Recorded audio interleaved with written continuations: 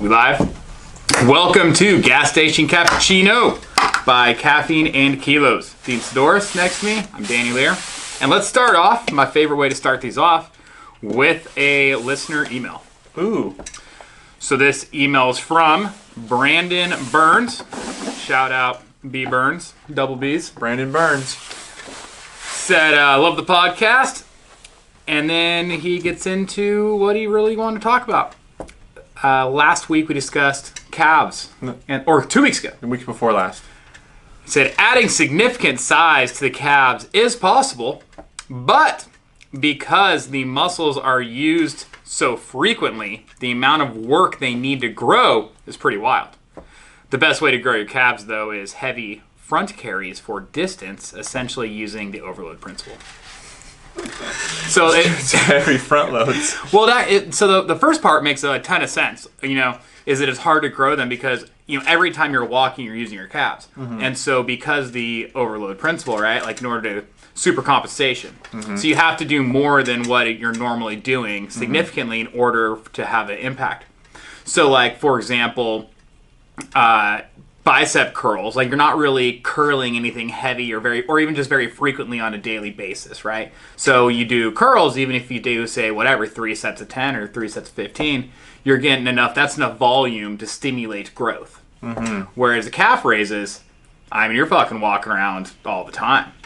And so the number of repetitions you'd have to do in order to get enough stimulus for growth is which also then he gets into the best way to grow is through heavy front carries, probably just because the added weight and keeps you on the front of your feet, and the carrying on the front carry part kind of tips you forward, so you're getting a bunch of additional weight on the forefoot there.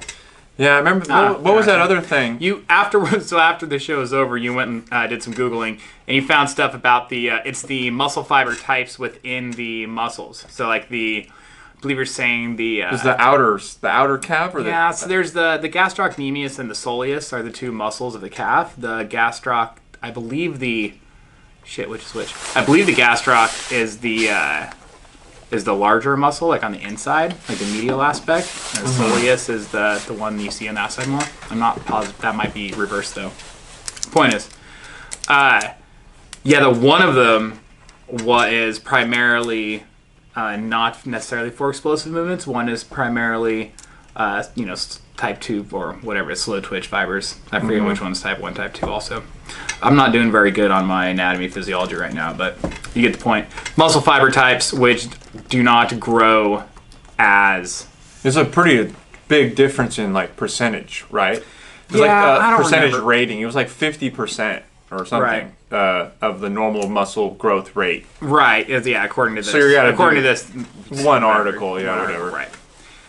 Yeah, there's a bunch with that. Muscle fiber types actually, there's some controversy here. There's new research about them all the time too. Again, I don't remember exactly which is which, but it's something like, so one of the fiber types is for more of a sprinting, explosive type thing. The other one is more of a long, slow distance, more time, but less oomph, right?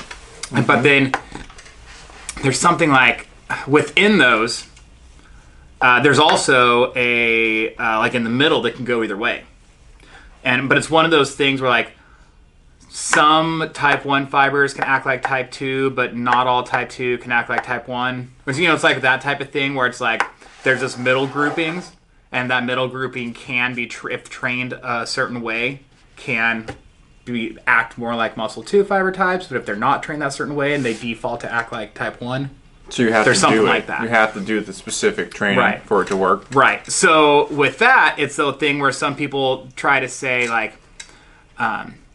genetics, whatever, right? And it's true that some people are, just naturally or whatever you'd say are more geared towards sprinting or more geared towards a long, slow distance type activities, right? I also personally believe that it's what you like, you tend to do more of, and kind of it's like you lead yourself down that trail almost by default because you do what you like, and that's okay, that's great. But anyway, but so since some of those fiber types can actually act like the other ones, even people who you would think would not be good in a particular area, with training that would be better than you would think they could be. I don't know. Well, yeah. Well, if you're doing something not at all, and then you.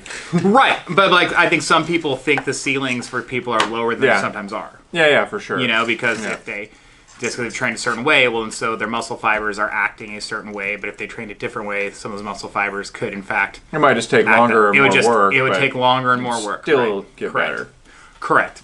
And again, everyone could get better at everything, but the perception might be like, oh, they could only ever be, so good. They could only ever be a 7 when realistically maybe they could be a 7.2. Yeah, which is more. Or even a 7.3. Yeah. But what are these pizza ratings? Portnoy ratings? Yes, I would say it's 7 out of what? It could be 7 out of 100. It's still pretty rough. That idea of you do what you like and then you get better at it and then you like it more because you're better at it, so you do more of it. That kind of self-fulfilling or feeding into it. Oh, yeah. Super common. I think it's great, actually. I just read this book not too long ago. It's called Grit. It's one that people have been encouraging me to read, and I'd been just not. And then someone bought me a copy, and it sat on my bookshelf for a while, and then I saw it and remembered that I'd been ignoring it. Normally, if someone sends me one or gives me one, I move it to the front of the list, because then I can tell them that I read the thing they bought me. Well, I was in between 2 or 3 books, and someone gave me one, and then I felt obligated to start that one. Yeah, I'll finish the one I'm on, but then the very next one I go to the one that I was they in bought. between, yeah. Yeah.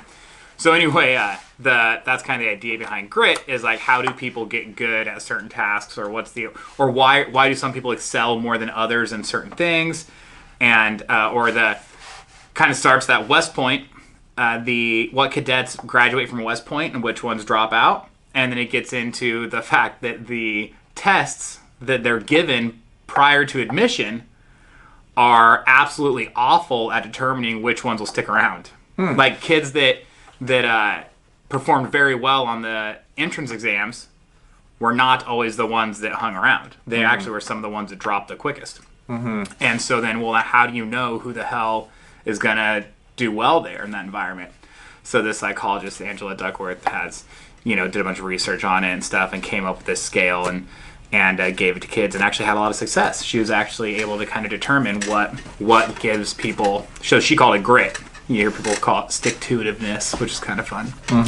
But the idea is basically it comes down to you have to keep working on something and working at it in order to be really good at it. And the whole catch with that is that it has to be something you're interested in. Oh, yeah, for sure. And I think some people miss that a lot. They're like, maybe they're doing something because they feel obligated to, or they're pressured to, and so they're trying. Well, maybe if I stick with it long enough, Well, yeah, if you stick with it, you might kind of learn to like it because winning is fun. But what's also true is if you absolutely hate it, or if you do have a little success and are not enjoying it, maybe try something else. Yeah. You got to find something you like. That's the key. That's the key for sure. Especially when it comes to just spending all that time training for anything. Well, yeah, practicing anything. Yeah, that's true. I'm just talking from a training standpoint. Absolutely. Well, it's kind of like you. It's kind of like why you're doing CrossFit again, Mr. 19.1. That's right. Back in the open. Yeah, back in it. I love how, we'll tell this is funny. I open up my profile, because I haven't opened that in years. Yeah, it's been a couple of years. And I see on there you get little badges, right? It says how many opens you've done, games, regionals, and I have a regionals badge. Regionals athlete. It says that because which I kind of was wait a second, but because I was an alternate on a regional team that I was not ever training for at the time. I was weightlifting full time.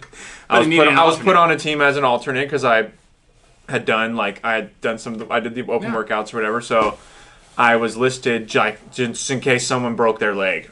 I could try and finish something, right? And that's funny because now that'll be on there forever. There you are, locked in. And now I'm going to walk around telling everyone that I did regionals. You going to put it on your Instagram profile? Well, absolutely. Regional athlete? Absolutely. No. Although now, that's my question. Now there's no longer regionals. Well, everyone who has CrossFit regional athlete or regional athlete on their Instagram profile, no one's going to know what that means. They're going to be confused in a couple of years. Be like, wait, what are you talking about? Regional what? Regionals. Oh, that thing that they used to do. Oh, yeah. Okay. Yeah. I saw Castro did 19-1. 19-1, judged by Annie Sakamoto. Yeah. Which is fun. Yeah. So I wonder, he said that, I also read on his thing that he said he was considering doing 12 minutes. Yeah, he said, what did it say? Instead of 15. He said he tested it. During testing of the workouts, he did it. He did a version of it that was 12 minutes. And he said 15 is harder. Yeah. Yeah. Yeah. Which isn't always the case. Sometimes something 3 minutes shorter is actually is harder. Because you're pushing it more, right. For sure.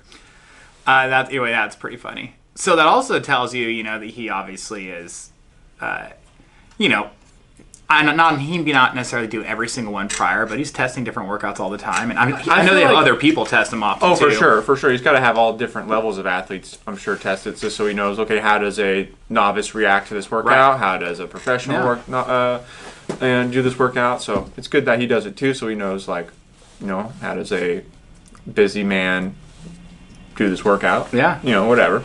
And I wonder what his score was. I wonder if he posted. He didn't say. I didn't notice it in the post. He may have commented or may have replied to it. I don't know. But, yeah. So you were able to see the post, so he's not private anymore. Well, I follow him. You followed him before he went. Yeah, I've been following him for years. So. Yeah, me too. Yeah, but I did. Someone else had mentioned about him being private. I don't remember what it was, but sure. Yeah. And last week we discussed our opinions or thoughts about registration for the CrossFit Open being down.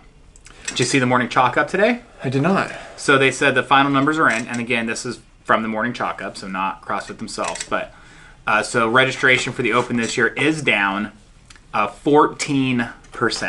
Oh, that's not much. But last year it was up just over 9%. The year before that it was up. Anyway, basically it went down to the total number of participants is equivalent to 2016. Okay. So basically it's like, okay, you take, two steps back as far as the years, as far as participants. But before that, they were only gaining every year. They gained every single year. Pretty largely as well. Like it was like they've gained, 20% one year, 40%, whatever, 10, 15%. Mm-hmm. So this year dropped, 14% drop. Is that a drop? Sure. I'm sure they accounted for that. It's a drop based off of a 9% gain the year prior, which is also kind of skewed. Right? Correct. Kind of. Well, it's hard to say. Does that make it? Yeah, I don't know. I don't know how you would do the math on that as far as like what does that actually mean? So it's down 14% from the previous year. Right. Yeah. But yeah, basically it's but that year was off of a 9% high. Or 9% over the previous year. Yeah. Yeah. Right. So that's a percentage of a smaller number. That's true. Yeah. Huh. Interesting. So anyway, that's why I look back to see the last year. It was around the same. In 2006, I believe it is just higher than it was in 2016. Like so marginally higher. So we're talking like numbers wise, that's probably about 387,000 people, I believe. Was the total people that signed up this year? Last year? This year. Oh, this year. Last year, I believe it was 414. Okay. I should have printed off, had the number. God, I remember. These are approximates. Don't quote me on these. Sign up for the morning chalk up. You can see yourself. This sounds kind of like, oh, I remember when, but I remember when they were promoting getting 100,000. Oh yeah. Remember that? That was a big deal. Getting 100. Let's get 100,000 people for the Open. Let's do it. Everybody sign. There was a campaign, a small little campaign. So here's how the CrossFit Games went down. 3 years back. That's how the CrossFit Games went down. 2007 or 2008 was the first year. 2007. 2007 first year. You want to do the CrossFit game? You go to Dave Castro's family ranch. You fucking sign away. They probably don't have waivers. You just wrote your name on a whiteboard. Mm-hmm. All right. 2008 was at Castro Ranch. It was still open enrollment. So come on by. By the way, first year winners were James Fitzgerald, also known as OPT, out of Canada. Now he lives in Phoenix, Arizona. Probably better weather. And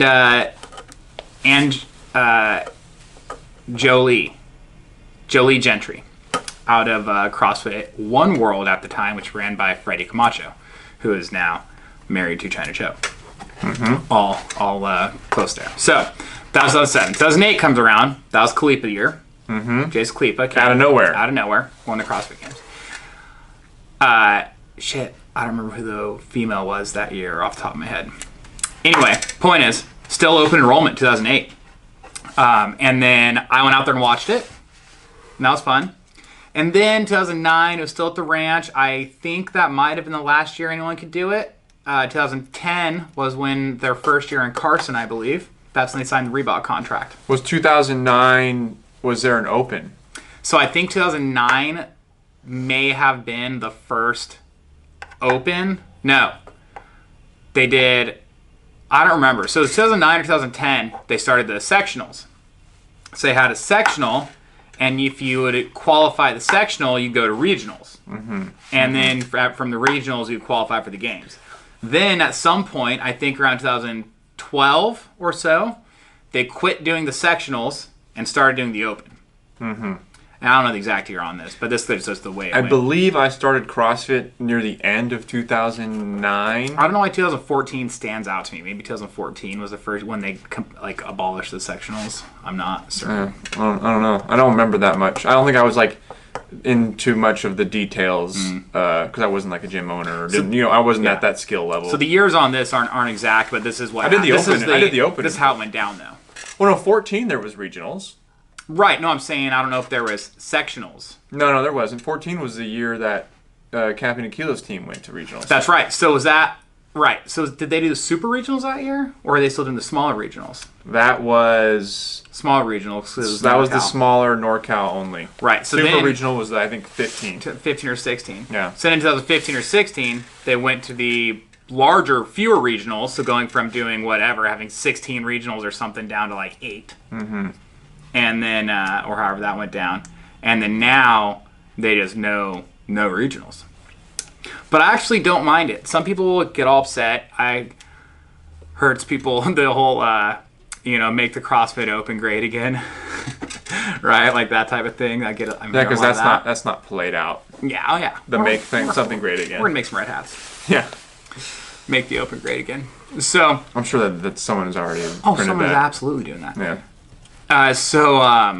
The thing is, though, is I don't mind it because there still are essentially regionals. You just have to go and compete. Like Wadapalooza, like that's a regional, And so you actually get more events around the world. And something was brought up this last weekend. There was the strength and depth competition in the UK. Yep.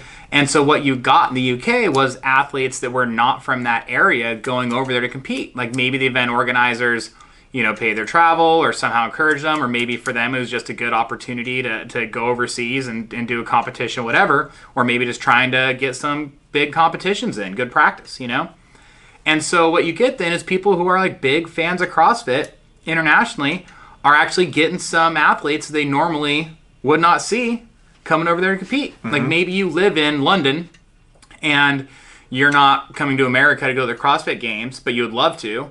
But you're just the best you could do is the European Regional, and maybe the European Regional is not within a day's drive of you, right?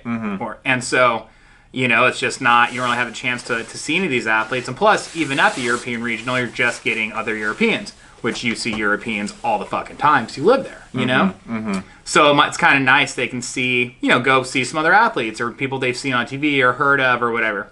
Or so like Sarah Sigmunds won the event on the women's side.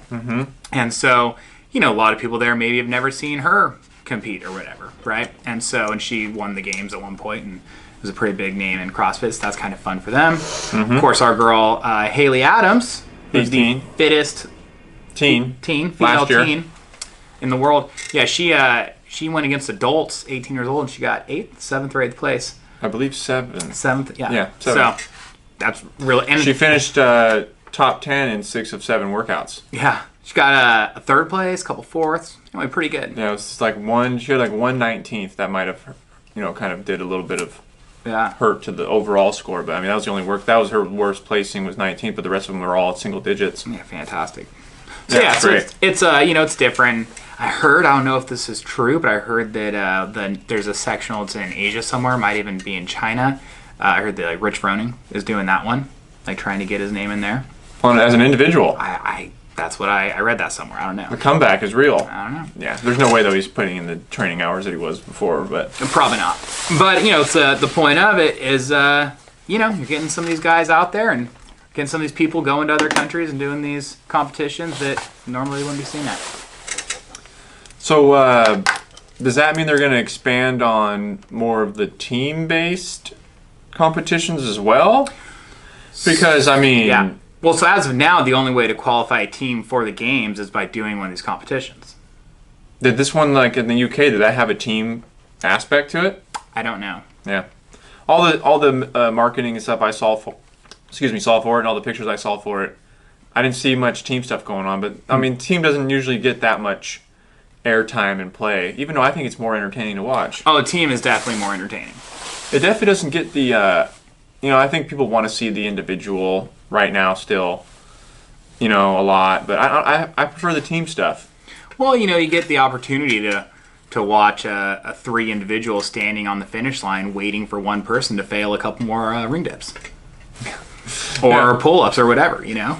And it's just, I feel like it's a little bit more faster paced with the team. It is. And you get the tags, like some of the tag in, they tag out. Sometimes they have the synchronized stuff, which is, I think, silly, but also kind of fun to watch. Like, it's no way, you could argue anything, but I don't think it's really a test of fitness, but it's fun. Yeah, I guess it's more of a test of, like, mental discipline in another fashion, right? Well, you look at, like, CrossFit Day, the general skills or what creates fitness, the makeup, as you look at, like agility, accuracy, balance, coordination, right? Those different things. So you get into accuracy and coordination and agility, like, all those things definitely come into play. But if you're doing like, a 600-pound log squat synchronized, like that's going to be physically demanding. That's what I love too, is they come out with the odd implements, like the worm, like that giant, all these sandbags it just tied crushes together. People.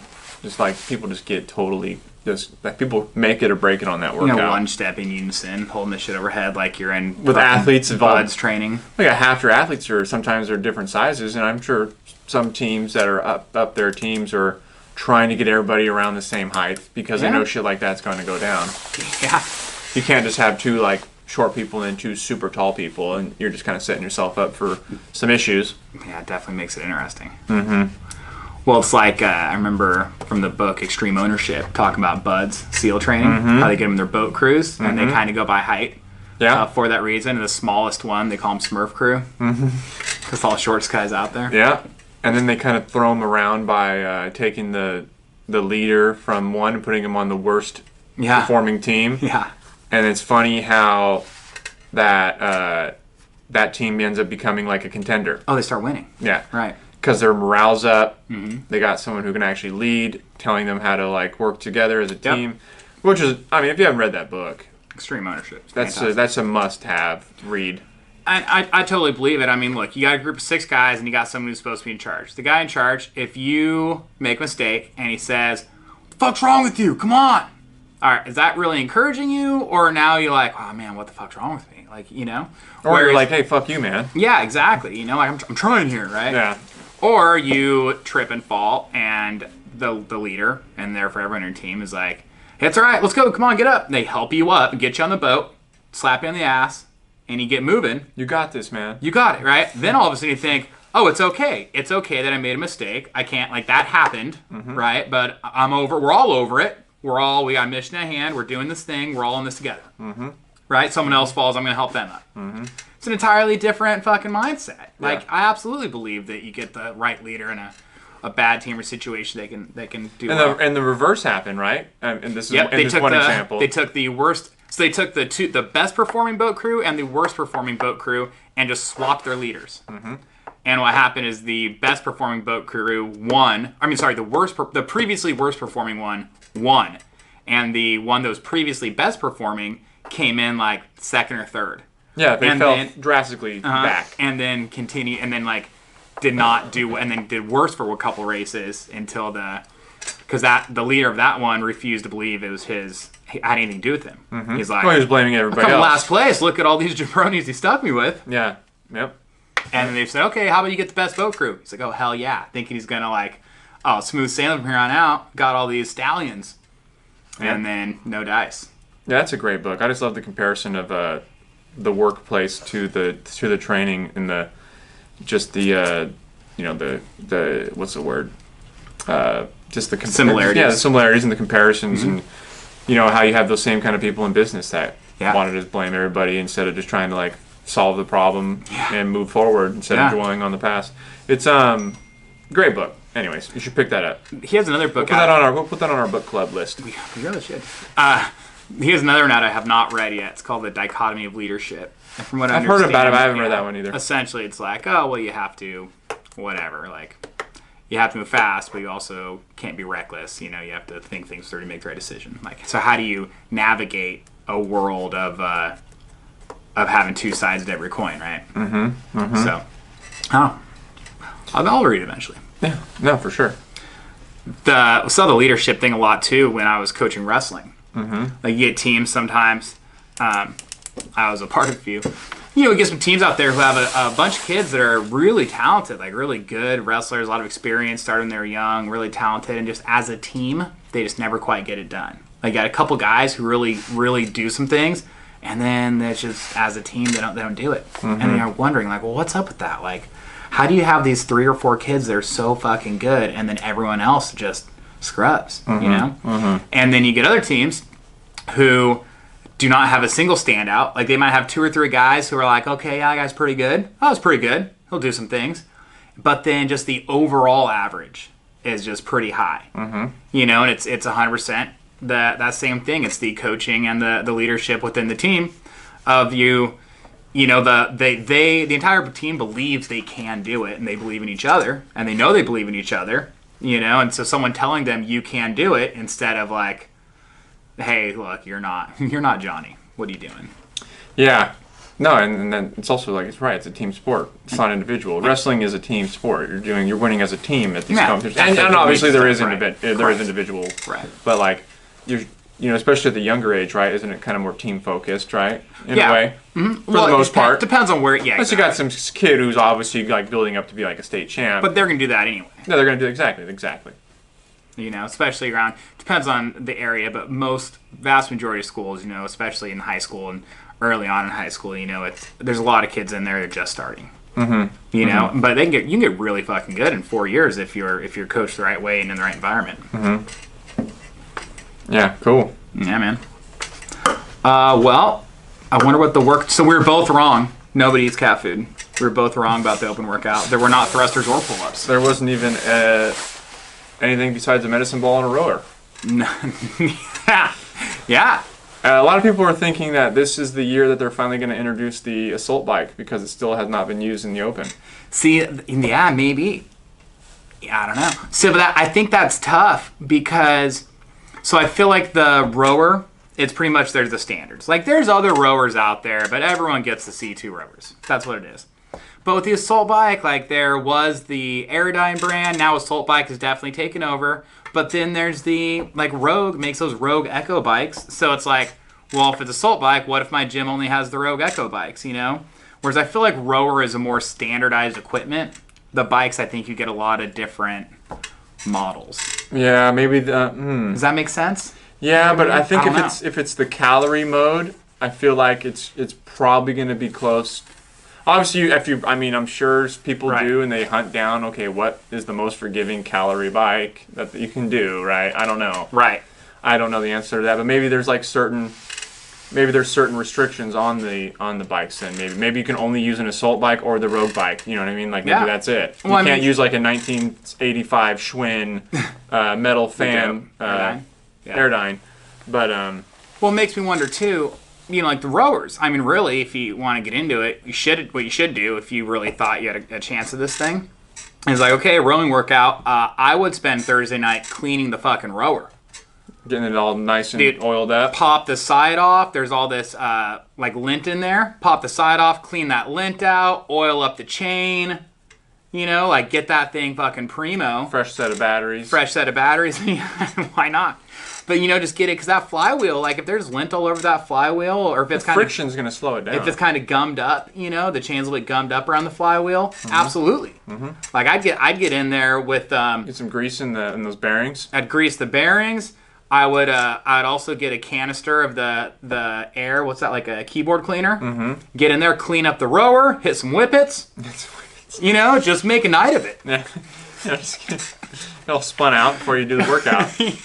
Well, it's Thursday, and then Friday you can hit the workout. true. It gives you time to some more whippets, and then go full boat. About noon on Monday. Yep. I think this week's gonna have the barbell is gonna be introduced, but I think there's gonna be deadlifts. Was it last year they did all the dumbbell shit and everyone's freaking out? No, I don't have 50 available options for dumbbells. Oh man. I'm sure your uncle's got a set of dumbbells under his fucking couch. Yeah. That don't get used. Yeah. Yeah, you think barbell this week? I think it's gonna be deadlifts specifically. Barbell, but deadlifts. I hope they're really heavy and there's not a lot of them. I'm hoping for the opposite. No way, because Dean, other people are in much better shape than us. That's fine. No, but they're going to do so many more deadlifts. That's okay. Yeah, I guess that's true. But I'm just thinking like this. Say it's like, oh, it's whatever, 185 or something, right? And there's like 20 in a round. Like, I'm going to end up doing a lot of those things and still not be anywhere near winning. Now, were your traps sore from after this workout? No. My traps were sore, but I haven't done... That was honestly that was my first legit CrossFit workout, in years.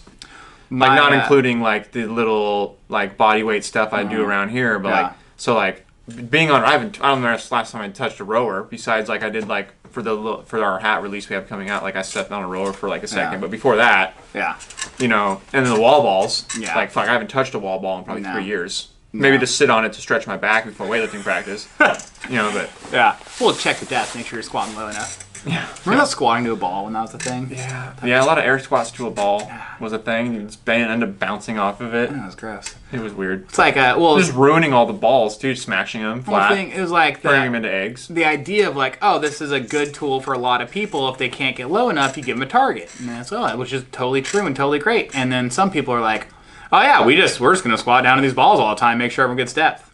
It's like, well, that's not what they were.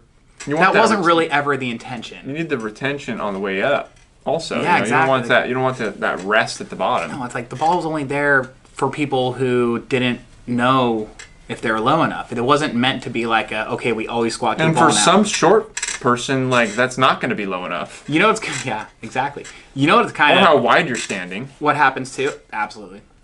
Oh, that's a trick on wall balls too. You want to shorten the cycle time. You just put your feet a little wider, so they block. They block your hips. You can only go to just willow parallel. Mm-hmm.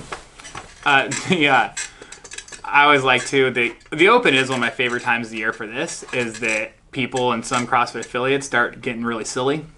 So that's what I mean.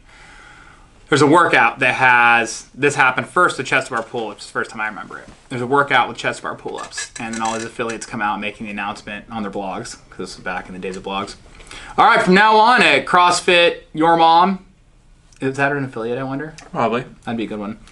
Here at CrossFit Your Mother, we only do chest bars now. That's a standard in all classes. If there's a workout and there's pull-ups in it, you gotta touch chest to bar because that's clearly CrossFit standard.